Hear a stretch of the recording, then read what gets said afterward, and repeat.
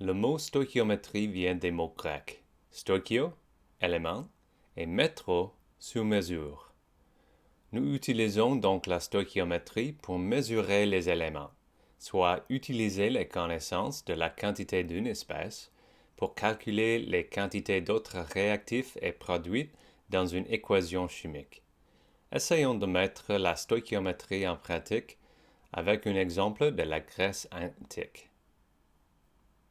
Dans l'histoire de la guerre de Péloponnèse, Thucydide décrit le siège des Spartiates de la ville de Platéa, qu'ils essaient de brûler en allemand un gros tas de bois, de bitume et de soufre à l'extérieur des murs de la ville. L'incendie a failli être fatal aux Platéens. Une grande partie de la ville est devenue totalement inaccessible et si le vent soufflait sur elle conformément au espoir de l'ennemi, rien n'aurait pu le savoir. Le feu a été éteint par une forte pluie et le tonnerre, et le danger a été écarté. Comment la ville a-t-elle été rendue inaccessible? Était-ce de la fumée, de la chaleur ou autre chose?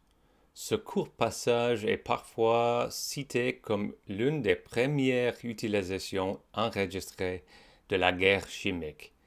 Pour savoir pourquoi, voyons ce qui se passe quand on brûle du soufre dans un feu de cette taille. Dans la première étape, le soufre est brûlé pour produire du dioxyde de soufre. Le dioxyde de soufre est brûlé encore pour produire le trioxyde de soufre. La dernière étape se produit partout où les trioxydes de soufre touchent l'eau, y compris les yeux et les poumons. Quels sont donc les dommages que pourrait causer un peu de soufre dans un incendie? Il n'y a pas d'indication sur la quantité de soufre brûlé, alors supposons qu'il s'agit de 100 kg. Nous commençons par l'équation globale équilibre.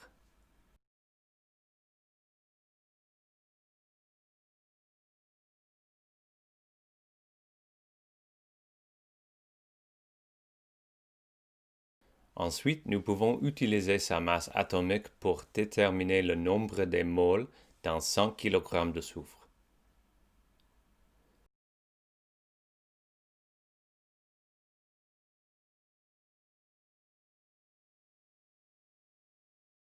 Nous utilisons ensuite le rapport des valeurs stoichiométriques de soufre et de l'acide sulfurique dans l'équation équilibrée pour trouver les moles d'acide sulfurique.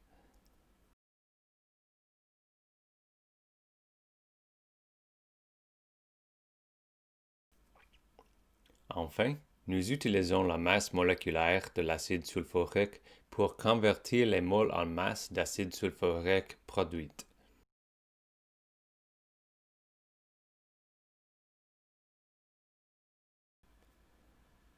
La solution d'acide sulfurique dans une batterie de véhicule au plomb est d'environ 5,2 molaires, soit 5,2 moles d'acide par litre d'eau.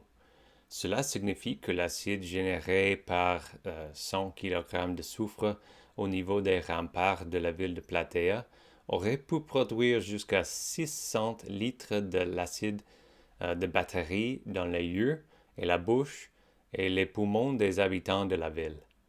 Donc, qu'il ait réussi ou non à brûler la ville, le trioxyde de soufre présent dans la fumée serait certainement une arme chimique efficace. Aujourd'hui, il est considéré comme un agent d'étouffement, car il endommage les poumons et les muqueuses.